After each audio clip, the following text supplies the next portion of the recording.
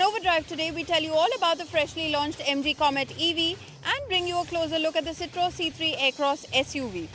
Hello and welcome to Overdrive. I'm Soini Dutt. MG Motors India has just launched a very quirky looking electric vehicle in the country. It is being called the Comet. Tuhin brings us all the details.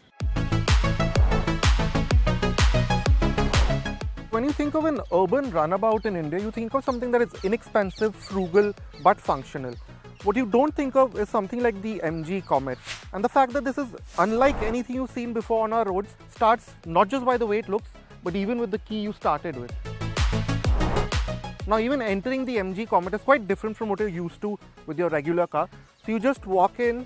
Now, this part is quite common. You have this single large door, and sit right in, and you notice that the MG Comet doesn't have a starter button as such. All you need to do is get in, press the brakes and turn this dial to D, and that's how you start driving.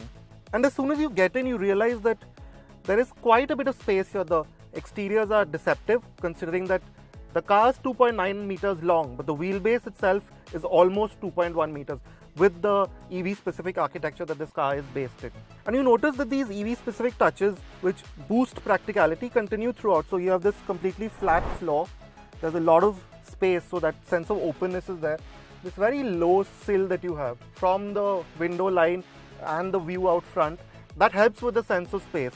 And yeah, the seats themselves, they aren't the widest considering this car is only 1.5 meters wide, so they aren't especially wide, but there's a lot of elbow room at least on this side. So two people in the front, there's no real problem at all. You should be fairly comfortable, at least for the short distances in the city that this car is being used in. The seat cushioning could have been a touch softer, and while there's good underthigh support, there's not much to hold you in place. If you're over 6 feet tall or of a wider frame, finding a comfortable driving position is a touch difficult. Now, the design itself will in some cases remind you of the Mercedes GLA with this 10.25-inch twin screen layout and the way these dials are. But other than that, it's actually a fairly functional space. In terms of the perception of quality, it's really quite great when you first step in, but on closer inspection you notice that, for example, some of these AC dials, they could have been slightly heftier considering this will be a car that is fairly expensive for what it is. Some of the switchgear especially around here could have been better made, but you have this really nice feeling steering wheel with these buttons which feel fairly decent to use. Now, in terms of practicality, which is another important feature of a car such as this one, you notice that you get these nice deep cooling sort of cup holders here. You get a shelf. For some reason there isn't a glove box, which we think is somewhat of a miss, but again you get these nice hooks here to sort of hold your groceries and so on. And you get two USB-A ports. Sadly there's no USB-C, which we think is a miss, and yeah, you have really large door pockets. And another nice touch, you realize that the door itself is quite large and fairly heavy. So what you realize is that because of that and because of how the hinge is, you need very little effort to shut the door, which is something smart. The displays are quite crisp and easy to use. The instrument cluster gives you useful EV related information like the power output, voltage and so on. But like we saw on the MG ZS EV, some of the readouts could have been larger and more prominent. The touchscreen though is the best we've seen from MG yet. The smartphone-like widgets make navigating easy, and the screen itself is fluid and has good sensitivity. A great addition is that of wireless Android Auto and Apple CarPlay and its easy seamless pairing. There could have been a longer list of features considering the Comet EV's target audience. You get powered mirrors, connected tech and the wireless phone pairing. Safety equipment includes 2 airbags, a reversing camera as well as TPMS. So now we think the MG Comet is largely aimed at either single adults or young couples or a very young family with maybe children. But you will eventually someday have to use the back seat, and getting in is pretty straightforward. I mean, a door would have been better, but what you realize is, of course, the front seats, because of such a wide door, it's very easy to just slide in. But the rear seats, again, it's very simple. You just get in like this, and now this seat is set to my driving position, and yeah, you realize that for such a small car there is quite a bit of space. Now the feeling here is somewhat similar to say the third row in something like an Innova Hycross maybe, but narrower. But what you notice is I have enough space for my feet. They go up under the seat here. Yeah, I don't have under thigh support, not a lot of it. And again, it's a narrow bench, so it's best for 2 adults. A third person will be a very tight fit. And yeah, the squab, it's not very supportive, and the backrest too, again, like in the front, it's a bit firm, maybe not all that to at least my liking. But what you do notice that it's, because of these large windows, it's still an airy space. Of course, yeah, the seat is maybe a bit too large, so that can get in your face. But yeah, if you do occasionally need to carry, say, more than 2 adults in the MG Comet, it will do the job pretty well. Does the Comet provide you with adequate driving range, and is it as good as other hatchbacks in the similar price range? Let's find out after this very short break. Welcome back. You're with us on Overdrive. With its tiny footprint, the MG Comet is quite a unique experience, and we got a chance to drive it in urban conditions. Let's check it out. Out on the road, there's no mistaking the Comet for anything else. The tall, narrow shape and tiny footprint packs quite a bit of presence. The snazzy colors and customization are a big part, but the full-width lighting, sadly not a DRL, and intricate lamps help too. MG has done quite a bit to spruce up the slab-sided profile. A neat touch is the way the large quarter glass lines up with the wraparound LED lighting element. That said, the small 12-inch wheels could have been alloys.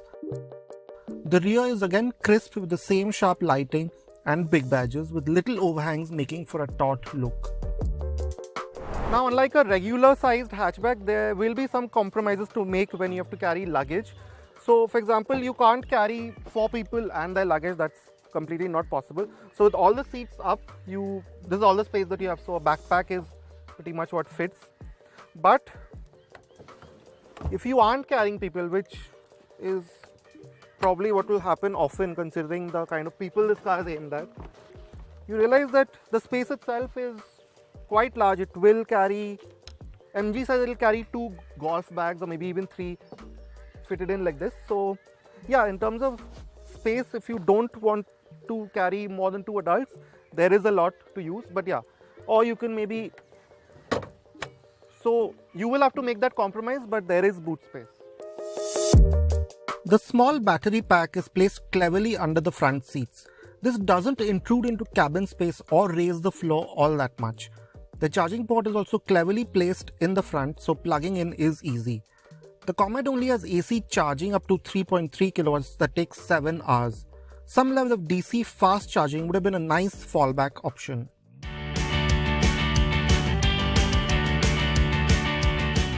Now you would think that 42 PS and 110 Newton meter isn't all that much, but again, the MG Comet is electric and it's a very tiny car, which means that performance is never really lacking, especially in the city where you will use it pretty much all the time. It gets up to say 60 kilometers an hour about as easily as any other car will. And you do get drive modes to choose. Now you get an eco, a normal or a sport drive mode, and they do change, you know, the kind of steering response you have, the kind of throttle response you have, but not much more than that. The outputs remain the same, so you do notice a bit more urgency in each of the, as you go through the modes, but it's not something that, you know, normal mode will work just fine for you all the time. But the real difference that you notice between driving a Comet and any other car in the city is from its shape, of course. So you realize that you can place this car very easily on the road because the sill is so low, the glass is so large. You know exactly where the car is on the road, even though you can't see right in front of you, the bonnet so to speak, but you can place this car very easily on the road.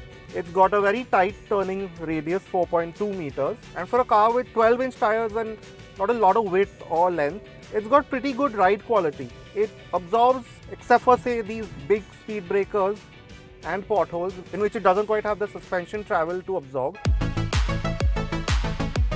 You also get 3 regen modes which you choose via the screen. A switch or paddles would have been nicer, but the regen is well judged. The middle setting feels natural, and in the high level the Comet slows right down to a crawl.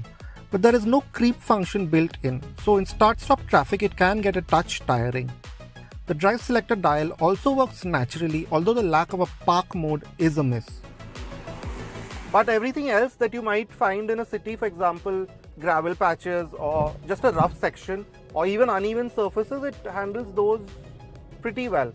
Yes, there is quite a bit of body roll, as you can see, if you can notice, at speeds of say about 30 or 35 and over, which is again because of how tall it is and how narrow the track is.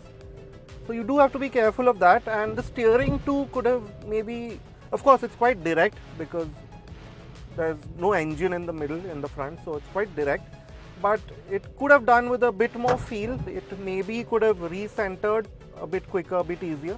It doesn't do that. So yeah, that pretty much sums up how the Comet is to drive. Of course, you won't take it out on the highway all that much.